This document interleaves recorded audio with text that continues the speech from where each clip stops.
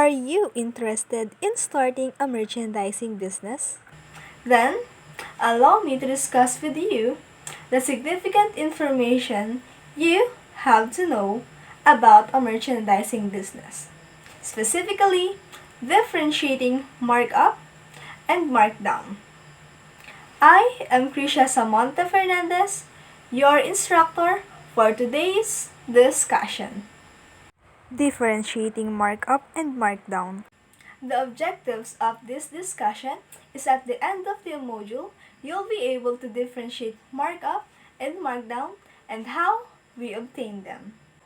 Before we start, what is a merchandising business? Merchandising business is a business that buys products and then resell them to end consumer, meaning that a business is buying bulk products on their manufacturer or supplier. Take note that customer and consumer are different. A merchandiser can also be called a customer because they are buying to resell. Then a consumer is buying on a merchandising business to consume the products they have bought. For example, La Tienda Grocery Shop is buying goods to ABC Manufacturing Company for them to resell. So, the products that La Tienda will sell on their grocery shop are manufactured by ABC Manufacturing Company. And that makes La Tienda Grocery Shop a merchandising business. But remember, markup and markdown isn't just about a merchandising business and a manufacturer. Markup and markdown mostly occurs in our everyday life, even in simple situations. After discussion, you'll be able to differentiate markup and markdown and how we utilize them on our everyday life. Now allow me to give you the business mathematic terms. Cost. It is the price a merchandising business or retailer pays for a product. Cost is the amount a merchandising business have to pay for a product they will buy for retail. For example, La Tienda Grocery Shop bought 10 boxes of laundry soap from ABC Manufacturing Company for 500 pesos per box for a total of 50,000 merchandise. 50,000 pesos is the cost as that's how much La Tienda Grocery Shop pays for a product. Selling price. It is the price for which a merchandising business or retailer sells a product to a customer. It is how much a merchandising business sells the product they have bought. For example, La Tienda sells a box of laundry soap they have bought from their supplier for 700 pesos. From our example in cost, La Tienda bought a box of laundry soap for 500 pesos then resells it for 700 pesos. Therefore, the selling price is 700 pesos as that's how much they sell a product. For the markup, it is the difference between the selling price and the cost. Markup is added to the cost to cover the operating expenses and provide a profit to the owners. Markup is how much a merchandising business will add on the cost price to have a profit. From our recent example, La Tienda bought a merchandise for 500 pesos per box then resells it for 700 pesos a box. To determine the markup, we just have to deduct the cost price to the selling price. So 700 minus 500, the difference or markup is 200 pesos. And then, markup rate. It is the percentage of the markup. Markup rate is simply the percentage of the difference of the selling price and the cost price or the markup. Let's have this example. La Tienda bought a merchandise for 500 pesos then resells it for 700 pesos. Therefore, the markup is 200 pesos. Dividing the markup to the cost price gives the markup rate. So 200 divided by 500 will get 0.4 then multiply it to 100, then the markup rate is 40%. And for the last term, we have the markdown. It is a price reduction from the original selling price of merchandise. Markdown is when a customer gets a discount on the purchase whether there is a sale or a discount on the purchase. Still with our example, La Tienda Grocery Shop is buying 10 boxes of laundry soap from ABC Manufacturing Company. The rate of the laundry soap per box is 500 pesos. Since La Tienda is buying 10 boxes, they will have a 20% discount on bulk purchase. To get the markdown, simply multiply the decimal form of 20% discount to the original price which is 500.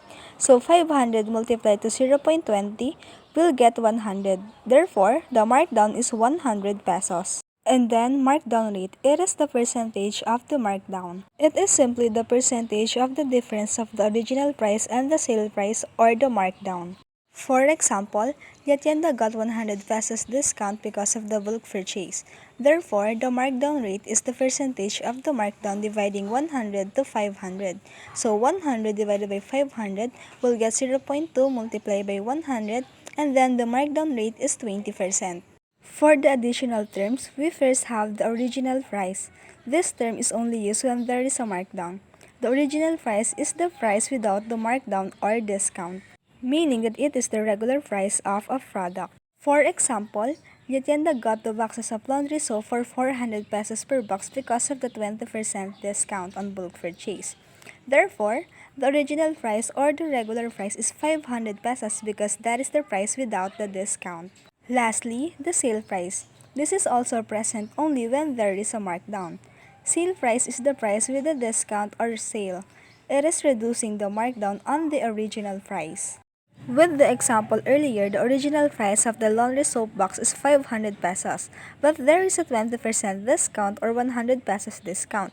So, deducting the discount on the original price, the sale price is 400 pesos per box, or a total of 4,000 pesos.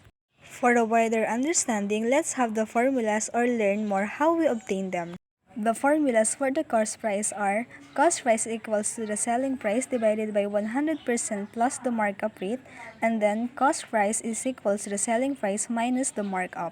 The selling price formulas are: selling price is equals to the cost price plus the markup, and then the selling price is equals to the cost price multiplied by 100% plus the markup rate.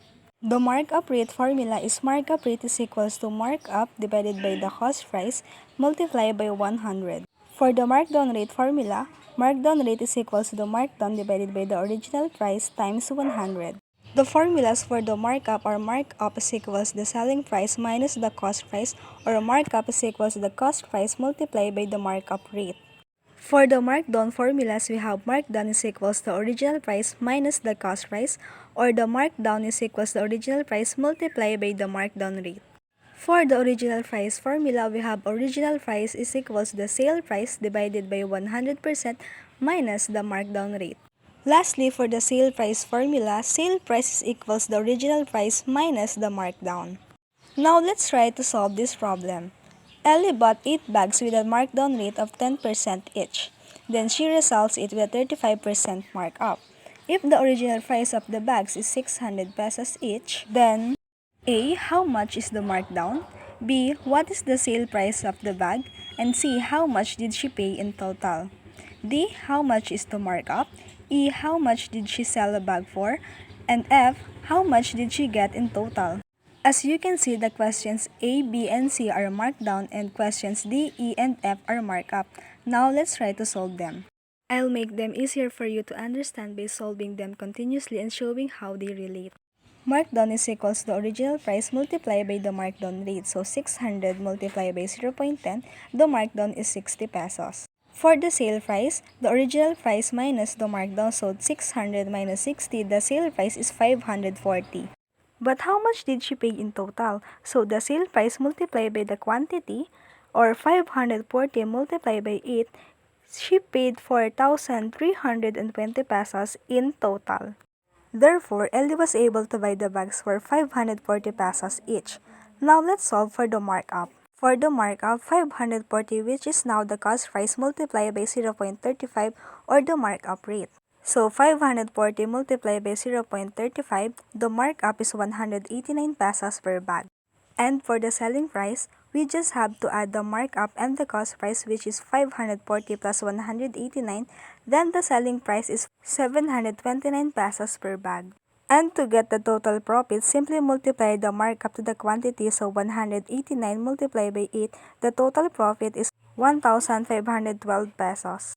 To differentiate, markup is an increase, percentage over cost, and gross or total profit, while the markdown is a decrease, percentage under price, and to give a discount.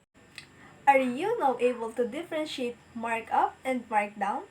And are you now able to illustrate how markup and markdown are obtained? If yes, then you learned a lot from our discussion. I am Krisha Fernandez, your instructor, and I hope you learned a lot from our discussion. Bye-bye and happy learning! Thank you for listening.